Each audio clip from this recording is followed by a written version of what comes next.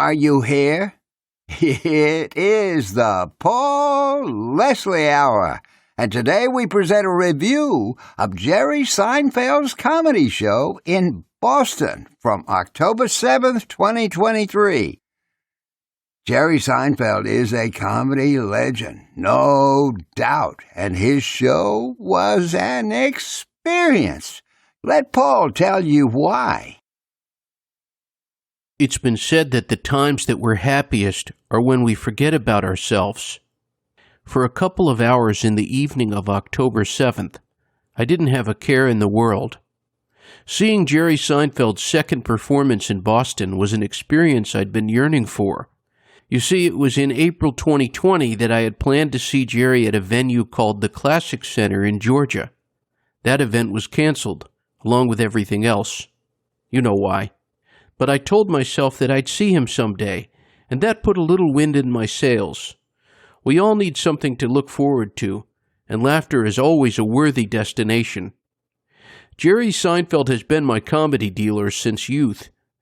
My dad got me started with the sitcom. Jerry just spoke to my particular humor appetite. It was my gateway to the first book and the comedy specials. But why does a certain comedian really tickle you? George Shapiro, the famed talent manager who represented Seinfeld for more than 30 years, described this to me in an interview we did. Also, a lot of times you say when you're attracted to a comedian, like when I saw Jerry Seinfeld, for the first time, I call it falling in love with a comedian. It's the closest thing to falling in love because you're so elevated. And I said that with Jerry Seinfeld, I fell in love at first laugh.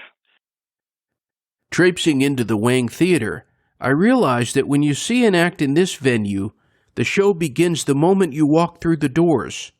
I can't recall a more ornate room in my life.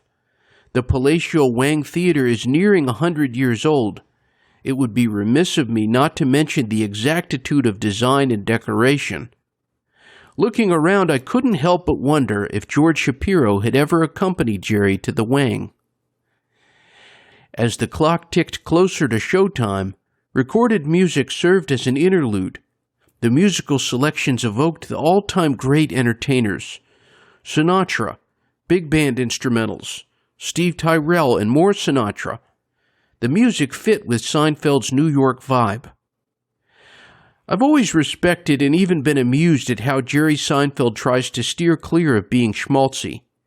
But if you've spent your life laughing with Jerry's help, it's hard not to feel a little tug at the heartstrings when you hear Sinatra sing New York, New York at a time like this. It seemed to foretell that it was showtime. Indeed. The opener came on stage and had the audience in stitches within seconds. I'm glad I did some digging to find out his name, Mark Schiff. I pray that I get to see his set again. He's one of the funniest comedians I've seen. Schiff introduced the headliner. Then Jerry sprinted out. We were very lucky to have great seats, and seeing him up close was quite a thing. You see this guy on the tube, and as times change, he goes with you. On the phone, on the flat screen, or whatever. He could coast just a little bit, but Jerry Seinfeld doesn't. After a brief greeting, he allowed the room to adjust to him being there and immediately went to work. Seeing him live, there's no doubt how much he feeds off of the audience. It was an endless barrage of laughs. Like the opener, his material and delivery is so tight. I was especially in awe of how compact his bits are. There's no waste. Although I entered the theater feeling worn out, all of that dissipated as the jokes were delivered. I love greatness, and it's thrilling to see someone at the top of their field delivering the goods. Jerry has a captivating force when he's on stage, and before I knew it, the evening was coming to an end. The best comedians can make you lose your sense of time. Before his departure, Jerry called for a little question and answer. Someone asked if he liked the Seinfeld finale. Jerry teased that he and Larry David are working on something related, but that we'd be finding out soon enough. Personally, I was more tuned in when he was talking about his forthcoming Netflix project, Unfrosted, the Pop-Tart story.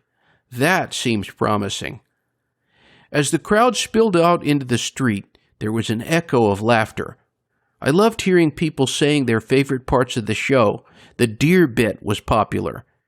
Even though the show was over, there were lots of laughs, but also a touch of wonder that one guy and a microphone can keep everyone's constant attention. It's something to see. My wife was telling me how she forgot about everything during the performances. She had never seen stand-up comedy in her life. You've never seen comedy and your first show is Jerry Seinfeld? I told her, it's like never going to the movie theater in your life and the first movie you see is The Godfather. There are very few things in life that don't eventually let you down. Usually when you follow a person's career, you'll observe ebb and flow, ups and downs. Jerry's put out plenty through the years.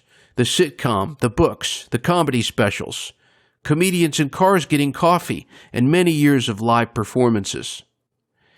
After seeing him live in Boston, I'm happy to say he's never let me down. Special thanks to Amy, Alexis, and TMK.